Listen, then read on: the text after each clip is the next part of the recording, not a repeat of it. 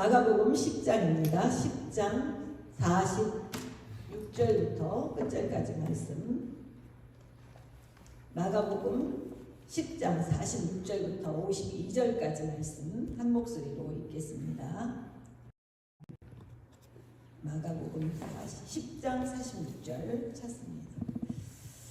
한 목소리로 읽겠습니다.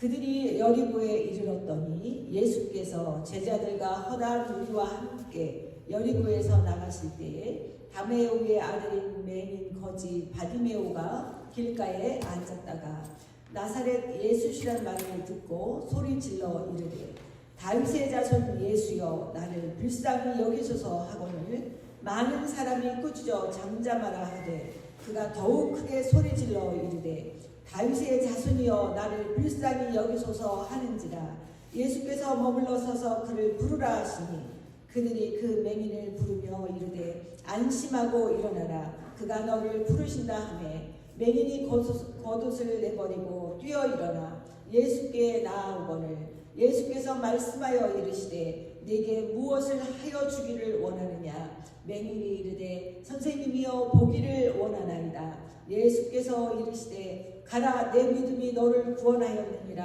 하시니 그가 곧 보게 되어 예수를 길에서 따르니라. 아멘.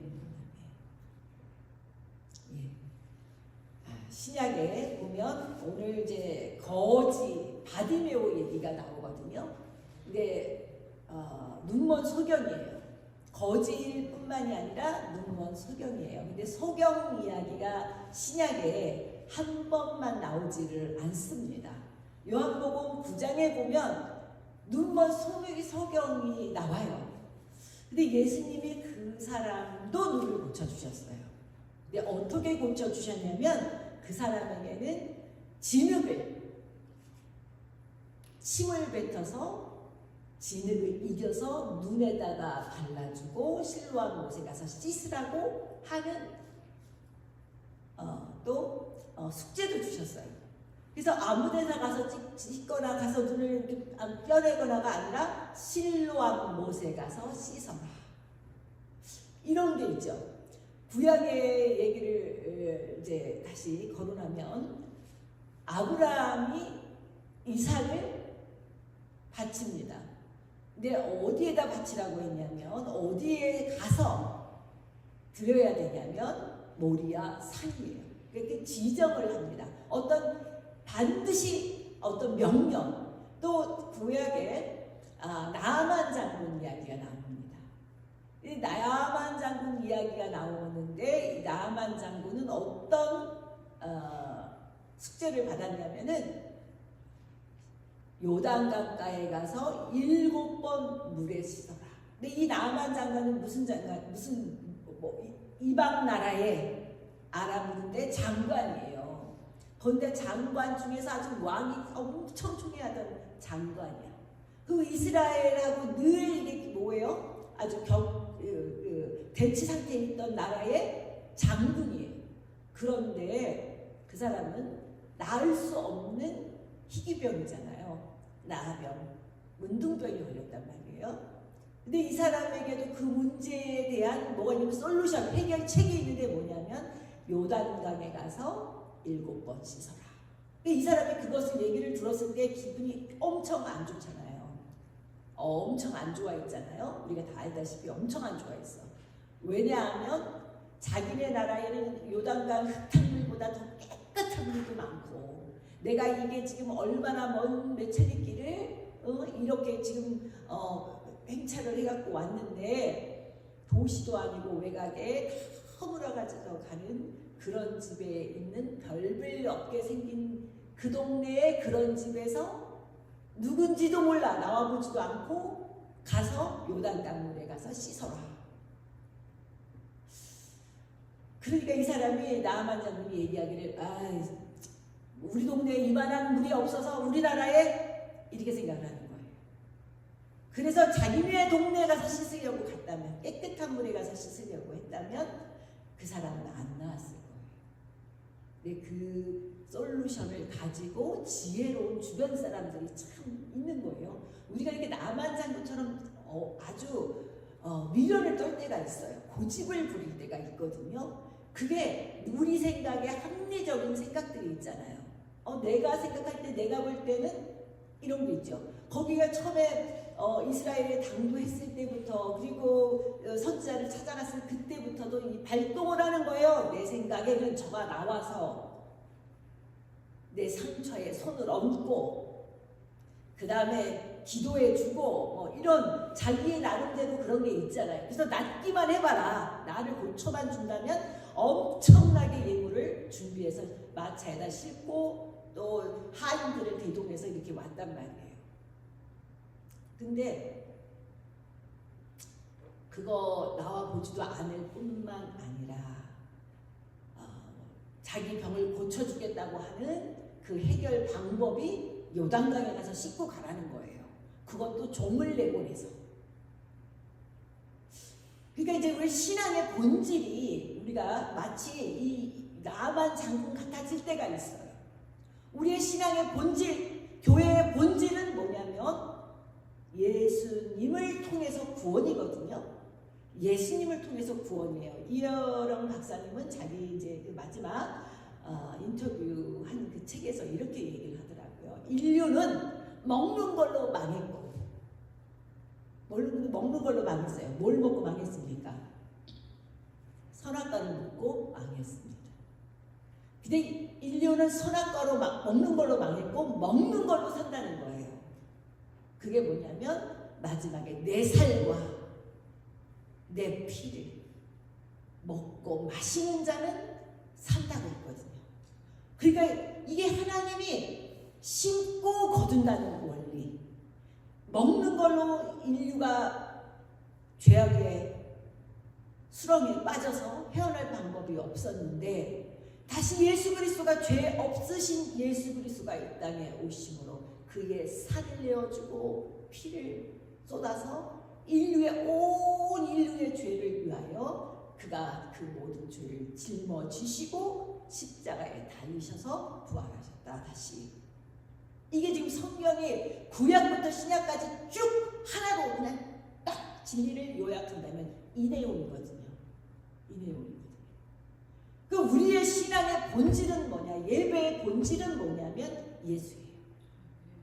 그죠? 예수님입니다. 그러니까 우리의 신앙이 여기서 벗어날 때에 우리는 자꾸 뭐냐면 우리의 신앙이 물에 탄 희석되어진 복음에 희석되어진 것 같이 힘을 잃고 맛을 잃어버리는 게 돼버리는 겁니다. 오늘 이 마가복음에서도 다시 어떤 문제가 나오냐면 눈 멀어서 소경되었는데 거지 된 사람이에요. 여기서 바디메오 이렇게 나오잖아요. 그러면 바가 들어가면 디메오의 아들이라는 뜻이야. 바요한 그러면 그의 아버지는 요한이고 그 아들은 그 요한의 아들이라는 뜻입니다. 그래서 바디메오 이야기가 나옵니다. 여기서 이제 예수님이 이 바디메오가 이제 뭐를 들었냐면 귀는 멀지는 않았어요. 무슨 소식을 들었냐면 나사렛 예수께서 지나간다 하는 소리를 들은 거예요. 그런데 그 전에는요 어땠냐면 예수님이 사역을 할 때는 처음에 시작할 때는 사람들이 엄청나게 예수님을 우습게 봤어요.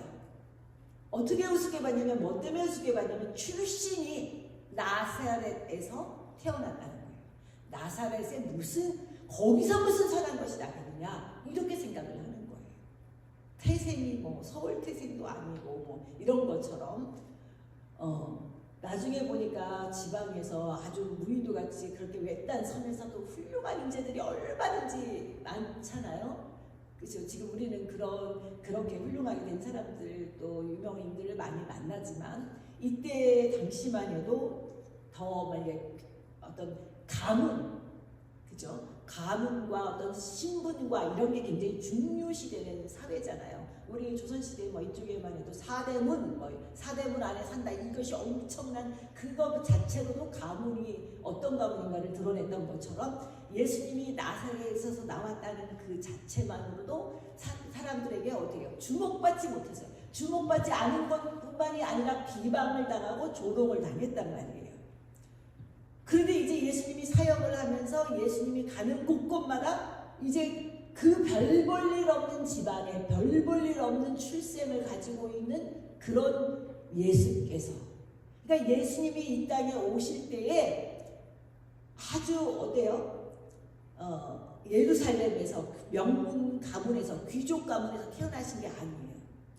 예수님은 그 많은 여인들 중에 누구를 택하셨냐면 다윗의 후손이, 그리고 그 가문을 통하여서 예수님은 동정녀 마리아를, 처녀 마리아를 준비시키고 그 다음에 그를 통해서 예수님이 이 땅에 오셨는데, 그 여인이 어떤 여인이냐면 순수한 여인이고 주의 은혜를 사모하는 여인인데, 집안은 어때요?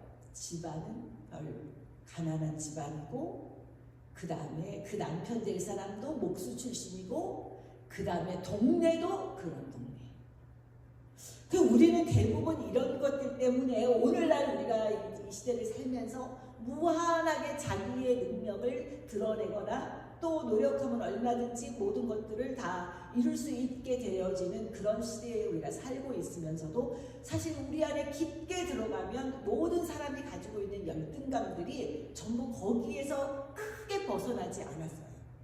내가 집안이, 부모가, 직업이, 그죠? 학벌이, 학위가, 이런 것 때문에 대부분 다 우리가 가지고 있는 열등감들이 그렇습니다.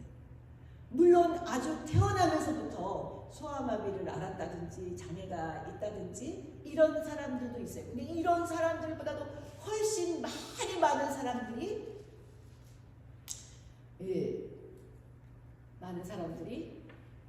그 열등감에 시달리고 있단 말입니다. 근데 예수님은 아주 주목해서 많은 사람 앞에 서서 이제 그런 영혼들을 살려야 되거든요. 대중 앞에서 온 인류 위에 예수 그리스도가 드러나게 사역을 하셔야 되는데, 예수님이 그런 집안에, 그런 환경에서 예수님이 오셨다는 거예요. 그러니까 우리가 주님 앞에 나갔을 때요, 주님 앞에서 한없이 나를 드러낼 수가 있는 거예요. 대부분 우리는 어떤 데서는 감추고, 어떤 데서는 싸매고, 어떤 데서는 초라해지고, 어떤 데서는 작아질 수도 있단 말입니다. 그런데 정말 모든 것 앞에서 나는 자유로워 라고 할 만한 사람이 사실 예수 안에 완전히 치료받지 않으면 거의 없다고 봐야 맞습니다. 왜냐하면 우리는 죄로 인하여 부끄러움과 수치가 우리 안에 내재되어 있는 사람들이에요.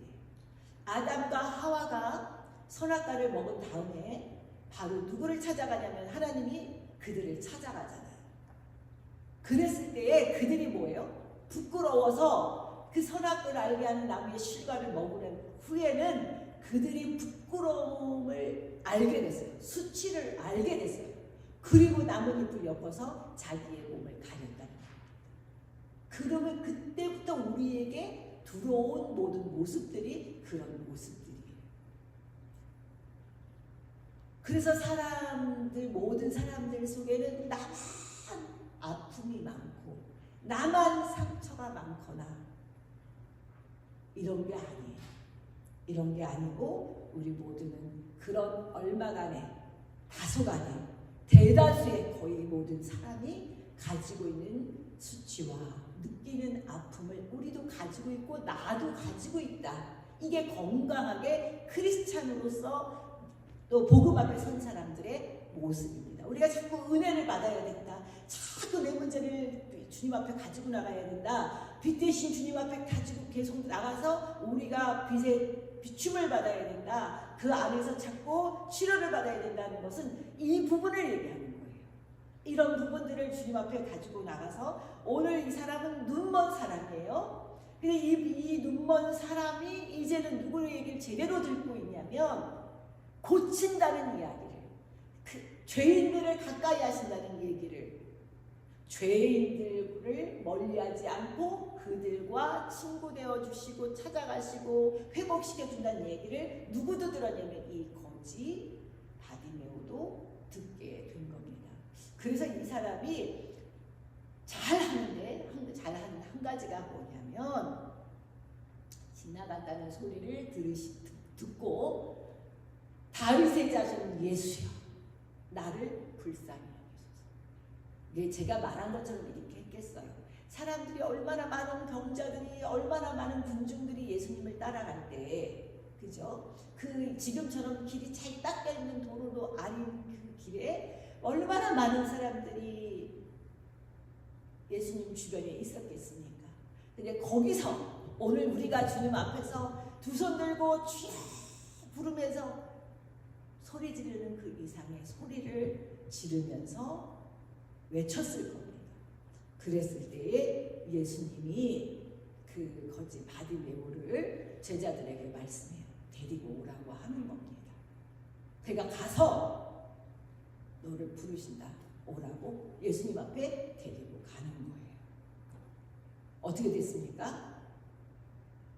치료를 받았어요. 근데 이 사람이 여기서 뭐라고 얘기를 하냐면 자기를 소개할 때 자기에게 어떻게 해주길 원해요? 나를 불쌍히 여겨달라고 얘기하는 거예요. 아버지가 뭐예요? 디메오. 이 아들은 뭐예요? 바디메오였잖아요. 그런데 이 사람이 눈이 멀었을 때 이제 어떤 학자들은 소경의 아들 소경이다 이렇게 얘기하시는 분도 있어요. 그 아버지도 소경이고 그도 소경이다 이렇게 얘기하시는 분도 있고 글쎄 모르겠어요. 아버지는 소경이었다 아니다가 안 나오지만 어쨌든 바디메오로 소개되고 있는 걸 보면 그 아버지에 대한 것도 얘기하고 있는 거거든요. 모든 곳에서 그렇게 얘기하진 않아요. 근데 어떤 때는 이렇게 얘기하는 거 보니까 그 아버지도 아마 소경이었을 것 같습니다. 그 이 아버지가 소경인데 내가 소경이야. 가난한 건 이루 말할 수가 없는 거예요. 근데 그렇게 올 때에 내가 어찌할 수 없는 일을 당했어. 그게 유전적인 거잖아요. 대부분. 그럼 이 유전적으로 질병을 앓고 유전적으로 질환인데 이게 나중에 드러나는 당뇨병이나 뭐 고혈압이나 이런 것처럼 질환이 암이나 이런 게 아니고 이건 태어나면서부터 소경으로 태어났다면 얼마나 원망하고 싶은 마음이 많았겠습니까? 누구를요? 아버지를, 부모를. 내가 이렇게 태어나지만 않았다면, 내가 이런 부모를 만나지만 않았다면 얼마나 많이 이런 생각을 수도 없이 했을 거예요. 그런 생각을 하고 있을 때는 어때요? 주님 앞에 불쌍히 여겨달라는 말이 안 나와요. 그때는 안 나올 때예요. 나를 불쌍히 여기소서 할 때는 이미 그 단계를 넘어가서 그것을 받아들이고 나도 불쌍하고 내 아버지도 불쌍하다. 무슨 말인지 아시겠어요? 나도 안쓰럽고 내 부모도 저렇게 평생을 살다 가니까 안쓰럽다. 그런 마음이 들어올 때 하나님 앞에 주님 나를 불쌍히 여기소서. 우리가 이런 거 있잖아요. 내가 공부를 더 잘할 수 있었는데 케어를 잘해줬으면, 내가 환경이 좋았으면 훨씬 더 성공할 수 있었을 텐데, 우리 부모가 이랬으면 이런 것들 있죠. 환경이 이랬으면 이런 마음들 들 때가 있을 줄 압니다.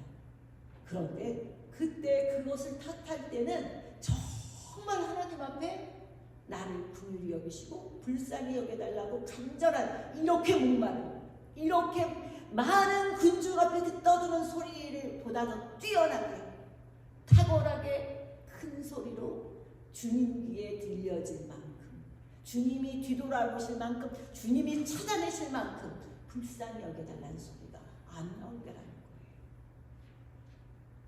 저도 사춘기 때 잠깐 지나가면서 우리 부모님도 그런 말씀을 하실 때가 있고 또 나도 그렇게 생각할 때가 있었어요. 우리 부모님이 나한테 조금 더 서포트를 해주셨으면, 이런 생각. 근데 은혜를 받으면서 제가 깨달은 게 뭐냐면 결코 부모 탓 아니에요.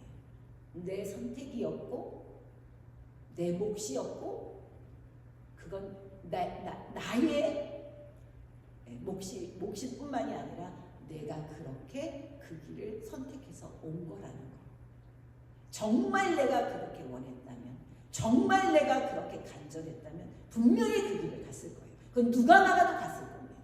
누가 어떻게 뜯어말려도 내가 그렇게 지금 그렇게 원망할 만큼 내가 간절함이 있을 텐데. 근데 우리는 쉽게 그렇게 탓을 하거나 환경을 탓하거나 원망할 때가 있는 거예요. 사춘기 때 키우는 아이들을 바라보면은요, 정말 한국에서도 이제 이번에 가면 아이들이 많잖아요. 스트레스도 많아. 물론. 그런데 이게 본인들이 원하고 본인들이 자원해서 이제 예를 들면 재수도 시켜주고 무슨 학원도 보내주고 막 해요. 부모가 막 그걸 떠밀어서 하지도 않아. 그런데도 얼마나 그냥 유세인지 짜증인지 뭐 이거 같이 막 섞여 있잖아요. 그래서 또 부모들은 그거를 얼마나 비율을 맞추고 얼마나 막 이렇게 키워내려고 애들을 써요. 그런 과정을 통하면서도 그들 속에 또 뭐가 있냐면 우리 부모가 나를 정말 헤어내려고 애썼다. 잘하신다. 막 이렇게 생각하는 게 아니에요. 또 그러면서도 원망하고 탓하고 막 작은 거 하나도 막 이렇다고 하고 뭐 이럴 수 있잖아요. 그 집집마다 다 그런 일들 때문에 힘든 거죠. 또 그런 일이 아니어도 여러 가지 일들이 이제 크게 보편적인 가정에서 일어나는 일들을 보면 그런 거고, 우리 또 개인적으로 우리 안에서 있는 일들은 또 여러 가지 일들이 있을 줄 압니다. 이런 모든 것들을 주님 앞에서 날마다 하나님 앞에 가지고 나가는 거예요. 내가 가지고 있어서는 해결이 안 돼. 그 내가 해결할 수 없는 모든 문제는 뭐예요? 너희 염려를 다 주께 맡기라. 성경은 그렇게 계속 얘기하고 있거든요. 그럼 어떻게 해요? 그가 너희를 돌본다. 성경은 맡기라고 얘기해. 너의 근심을 맡겨라. 염려를 맡겨라. 두려움을 맡겨라. 불안, 초조, 모든 것들을 주님께 맡겨라. 주님께 맡길 때만 그 맡긴 문제만 주님이 가져가세요. 그 맡긴 문제를 주님이 핸들링 하십니다. 그래서 우리는 주님께 맡기지를 않아요. 맡긴다고 하면서도 또 우리가 그럴 때가 많고요. 그래서 요즘 이 현대 사회에서는 많은 사람들이 불안증, 아주 생활 불안증이 가득 차 있고, 그런 거를 들어가 보면 스트레스가 있고, 또 더 이제 그것을 가지고 가면 병적으로 뭐 엄청난 여러 가지 일들이 많이 있다고 합니다. 그래서 다시 이제 예전에는 우리 때는 인문학을 하면 배고프다 이랬는데 요즘은 인문학자들이 엄청나게 지금 필요하고 뜨고 있어요. 근데 누구든지 다 아마 그런 인문학자들이 나와서 철학자들이나 이런 분들이 이렇게 좋은 강연을 하고 그러는 거를 좋게 생각하지, 나쁘게 생각하지 않을 겁니다. 또 많이 도움을 받기도 할 것이고, 또 이 시대에 필요한 것 같습니다. 그렇게 많이 필요하다는 것은 이 현대인들이 가지고 있는 모든 공통적인 괴로움, 아픔, 두려움, 염려, 불안들이 있다는 거예요. 그러면 우리가 오늘 이 다윗의 자손 예수여 나를 불쌍히 여기소서 했던 이 소경처럼 하나님 앞에 우리를 드릴 때 하나님이 나를 긍휼히 여기시고 불쌍히 여기셔야 된단 말입니다. 우리 요즘 이제 말씀 외우고 있잖아요. 두 사람이 성전에 기도할 때 하나는 바리새인이요 하나는 세리다, 이 얘기를 하잖아요. 그러니까 바리새인의 기도는 응답을 못 받았어요.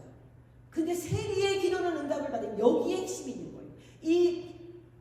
바디메오가 응답받은 것 같은 마음의 상태가 누구에게 있는 거예요? 세리에게 있는 거예요. 그러면 세리의 기도를 눈여겨보면 되잖아요. 세리, 나를 불쌍히 하게, 내가 죄인이라고, 내가 허물이 있다고, 내가 약점이 있다고, 내가 아픔이 있다고, 두려움이 있다고, 내가 부끄러움이 있고, 내가 수치가 있다고 주님 앞에 가지고 나갈 때에 주님이 이 눈먼 소경의 여러분의 기도를 응답하신 것처럼 저와 여러분의 기도를 응답해 주실 줄로 믿습니다. 주의 도움이 필요하지 않은 사람이 있을까요? 모든 사람이 필요해요. 저는 이번에 장례를 우리 아버님 장례를 치르면서 정말 은혜 가운데 장례를 치렀는데 이제 3날 1녀예요. 그리고 이제 전부 가족이 모였는데 얘기를 우리 김 목사님하고 제가 이제 우리 입을 다물고 남의 얘기를 잘 듣자, 이제 형제들 얘기를 잘 듣자 그랬어요. 이제 얘기를 듣다 보니까 다 각자가 다 효자더라고요. 저들은 저들 나름대로 저렇게 효도를 했구나. 저런 생각을 하시고 저렇게 하셨구나. 그래서 할 말이 없어요. 좀 이렇게 떨어져 있었잖아요. 그러니까 말을 할 수도 없지. 근데 이제 이제 김 목사님 분을 신학교 동기 친구 목사님을 만나서 이제 이런저런 얘기를 하고 교회에서 이제 성도님하고 있었던 이런 이제 얘기를 하는데 그 목사님이 이제 일어나시더니 그 목사님도 어머님이 여전도사님으로 평생 사역을 하시고 아주 진짜 이 산기도 불기도 뭐 이런 기도를 하시던 아주 은사가 강하신 그런 여자 전도사님이세요. 되게 은퇴를 하셨어요. 근데 그러니까 이제 약간 좀 비슷하죠. 우리는 아버님이 목사님으로 은퇴를 하셨고 그분은 이제 어머님이 이렇게 사역을 하시고 은퇴를 하셨으니까 그 전사님 그 목사님이 일어나시면서 종환아 김 목사 네가 진짜 효자다 이러시는데 그분이 무슨 말을 하고 싶은지는 아는 거예요. 왜냐하면 우리 아버님이 평생 목회를 하시고 은퇴를 하셨는데 교회에서 사역을 할 수 있도록 계속 길을 열어드리고 그리고 교인들하고 늘 교제하면서 너무너무 자기의 목회보다 은퇴하고 나서 너무 자기는 행복하셨다. 근데 그게 다른 형제들도 하도 아버님이 그러시고 손주들한테 그러셔서 부인할 수가 없는 현실이거든요. 그래서 또 저렇게 말씀하시고 저렇게 생각하는 분도 계시구나. 그죠? 그래서 우리가 하나님 안에서 우리의 어떤 각자가 아까 네 명의 형제가 다 나름대로의 효도를 했어요. 근데 우리 아버님이 또 그렇게 생각한 사람도 있고 사실 그렇지 않게 섭섭하게 생각한 사람도 있거든요. 근데 본인들은 그랬어요. 그러니까 우리가 하나님 안에서 우리도 그런 생각들이 있을 것 같아요. 나름대로 우리 모두는 다 하나님의 자녀로서 나름대로 자기의 믿음의 긍정적인 부분을 가지고 있을 것 같아요. 교회에서 아무리 막 시험차는 성도들도 그들이 그렇게 행동하는 거는 또 그런 일들이 있을 거야. 공예배마다 나오고 막 새벽기도 막 하면서 막 이렇게 또 헌신하면서 이렇게 하는 사람도 있지만 또 일주일에 겨우 간당간당 한 번씩 나오면서도 우리가 볼 때는 좀 이렇게 저할까 하는데 나중에는 또 본인들의 생각은 우리가 각자 형제들의 생각이 다른 것처럼 그러지 않겠어요? 이래서 은혜의 깊이도 다르고 응답의 분량과 양도 달라질 수 있습니다. 우리가 그래서 우리의 감정이나 우리의 생각이나 경험이나 지식이 척도가 되면 안 되고요. 말씀이 척도가 돼야 돼요. 내가 이 거지 디메오가 하나님 앞에 나를 불쌍히 여기달라고 했다. 그럼 여기에 포커스는 뭐냐면 나도 불쌍히 여겨주세요. 저 사람을 만난 것처럼 나도 만나주세요. 저 사람을 불쌍히 여기신 것처럼 나도 불쌍히 여겨주세요. 제가 예전에 교회 처음에 이제 우리 여기 청년처럼 규성이 형제가 요즘 예배를 잘 나와서 하나님이 저 심령의 은혜를 가득 채워주기를 기도가 늘 하고 있어요. 근데 그 청년들 보면 제가 예전에 은혜 받았을 때 누군가가 나와서 막 간증을 하면은요, 그 간증이 이게 말씀보다 간증이 더 쉽잖아요. 뭐 이랬는데요, 이랬어요, 이런 게 있잖아요. 그러면 하나님 앞에 하나님 저 사람 만나주신 것처럼 저 좀 만나주세요. 저 좀 만나주세요.